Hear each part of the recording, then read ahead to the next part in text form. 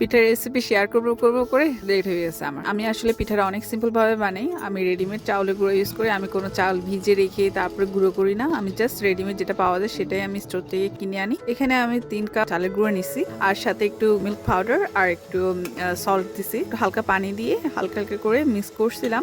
আর আপনি just make sure করবেন এটা একটা মুঠো যেন হয়, আর মুঠোটা যেন প্রেস করলে যেন ভেঙে যায়, এরকম টাইপসের। বেশি বেশি পানি পানি যেন না হয়, আর বেশি আবার শুকনাও যেন না হয়। জাস্ট আপনি মেক শিওর করবেন একটা মুঠো যেন হয়। পানি দিয়ে মাখানোর ক্লিপটা আমার আসলে মনে হয় ডিলিট হয়ে গেছে, অনেক আগের ভিডিও এটা। ভেজানোর পরে আমি কোনো ওয়েট করি নেই, আমি জাস্ট একটা সাজনি দিয়ে এটা ঢেকে ফেলছিলাম।